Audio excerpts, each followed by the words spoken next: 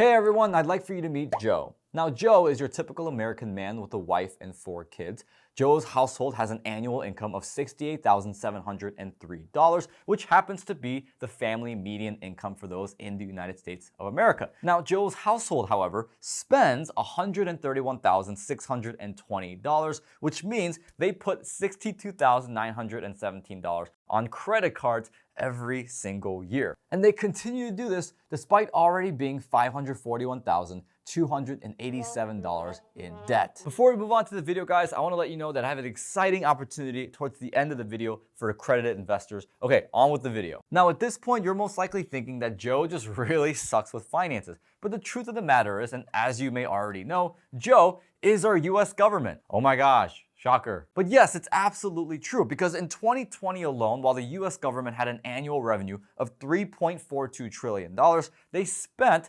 $6.6 trillion, and by the end of 2020, the US debt had reached a grand total of $26.95 trillion.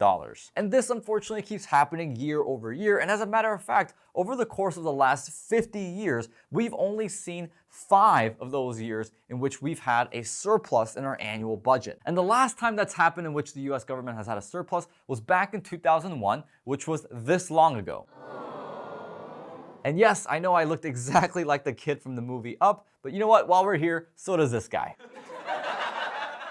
Now, obviously, any sensible human being will be able to tell us that this is no way in shape or form sustainable. Because even with our friend Joe that we met in the beginning of the video, eventually, even Joe's credit cards will hit their limit. And well, it seemed that for a while, the US government was about to hit their credit card limit as they were set to run out of cash by October 18th. But of course, unlike Joe, the US government has the ability to increase their own debt ceiling, which they probably will, considering that last week the Senate voted 50-48 to increase the debt ceiling $480 billion to last us through December. So they'll be increasing our debt ceiling yet again for the 15th time since 2000.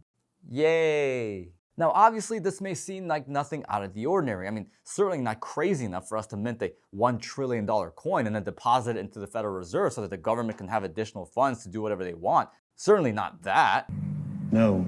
But considering the economic landscape that we're in and everything that's been happening the last 18 months, it could actually end up hurting us sooner and bigger than what we think. So in this video, I'll be covering some potential major consequences that could be happening by us following the good old American tradition of racking up as much debt as possible and not worrying about what's going to happen in the future. And that brings us to point number 1, which is that raising the debt ceiling will drastically increase the likelihood of Social Security along with other government retirement funds being completely depleted. And as a matter of fact, it's not only going to increase it, but it's also going to accelerate it as well. Now, before we move further, it's actually my opinion that Social Security isn't necessarily the most efficient way to help out the American people. And as a matter of fact, I would actually go as far as to say that it could technically fall under the definition of a Ponzi scheme. Okay, so wait, before you go down in the comment section and start ragging on me, I just want to point out that according to Investopedia, a Ponzi scheme is a fraudulent investment scam which generates returns for early investors with money taken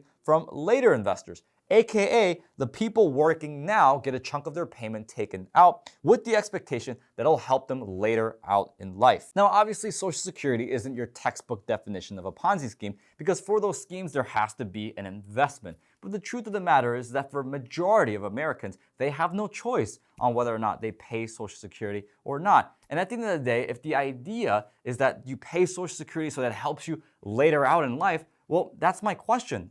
Will it actually help you out later in your life? I would actually even ask the question, does it help you out even right now? Because I have to say my own research will tell me that there are better alternatives. And as a matter of fact, the Center on Budget and Policy Priorities wrote an article back in 2005 that addressed the thought experiment on what is a better investment, Social Security or investing privately yourself. The experiment came back with the result that if a 25-year-old invested $1,000 every single year for 40 years, with the 2% Social Security growth rate, at 65 years old, she would end up with $61,000. But if she invested the same amount of money over the same amount of time in the stock market, she would actually end up at age 65 with $160,000. But what's funny enough is that the article continues by stating that this experiment is actually extremely misleading due to the fact that the returns that you get in the stock market are actually more risky. So with that said, let's go ahead and pick an investment asset with a lot less risk, such as multifamily real estate,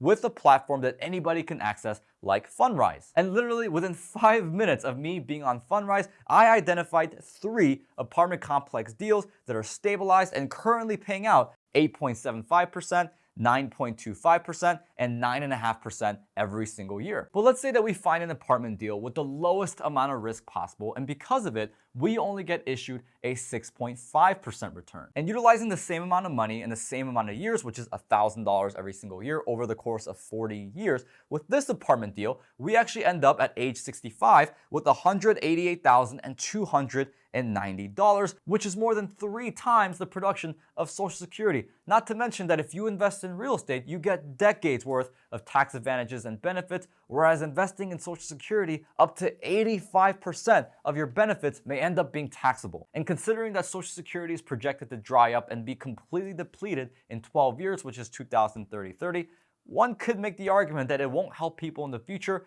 and it doesn't help people right now. And now, because of this debt ceiling increase, Social Security, along with other government programs that were already in process of going broke, well, chances are that most likely get there faster because of what's happening with this debt ceiling. And while I do have my personal opinions on Social Security and other government programs, at the end of the day, millions of Americans do rely on them to live for their day-to-day needs. Which leads us to thought number 2, which is that there is no direct return to increasing our debt ceiling, just more long-term liabilities. Okay, so imagine if your neighbor, let's call him Brandon. Let's go, Brandon! Came to you and asked you for an investment of, let's say, $50,000. And when you ask what this investment is for and where the capital is going to be allocated, Brandon says something along the lines of, well, I was thinking about paying off some of my bills and giving my kids some allowance and probably buy a new car. Now, if our friend Brandon here were to actually say that, there's obviously zero chance that we're going to invest because clearly there's no strategy on you actually getting your money back. In fact, you're gonna think that Brandon's an idiot. And by the way, just on a side note, I just find it absolutely hilarious that there are so many things that keep the American people financially accountable, such as the IRS, the credit bureaus, the banking system, etc., etc. But one has to wonder, who holds our government financially accountable? But hey, just a thought. Now, when I look at all the research and the reasons as to why the debt ceiling is being raised, well, I can't help but think that it kind of looks like this whole Brandon situation. Because according to the Wall Street Journal, the US faces an estimated $20 billion in Social Security payments on October 20th, along with around $6 billion in individual tax returns. It faces another $49 billion in payments through October 29th, and then an additional $80 billion in payments on November 1st, including $14 billion on interest payments on the already existing federal debt. And obviously, all these things that I just mentioned will not provide any short-term or long-term return for our economy. And well, for me, the saddest part is that us, the hardworking Americans that get up day in and day out to create this society, well, we're the ones that are gonna have to pay. We're the ones that are gonna have our taxes substantially increase just to take care of the pressure of the debt accumulation that we've been having the last 2 years. Hey, so I'm really happy you made it to the end of the video. Now guys, in the beginning, I mentioned that I have a really exciting opportunity for accredited investors. And yes, it is absolutely true. Myself, Sam, and a bunch of our business partners and friends have been working on something the last 3 years. And yes, it's real estate. Yes, it's going to help navigate what's going to happen in the market. And yes, it's completely advantageous and opportunistic based on everything that's happening in the market right now. So again, I'm super excited to be able to share this opportunity with you, considering that my friends,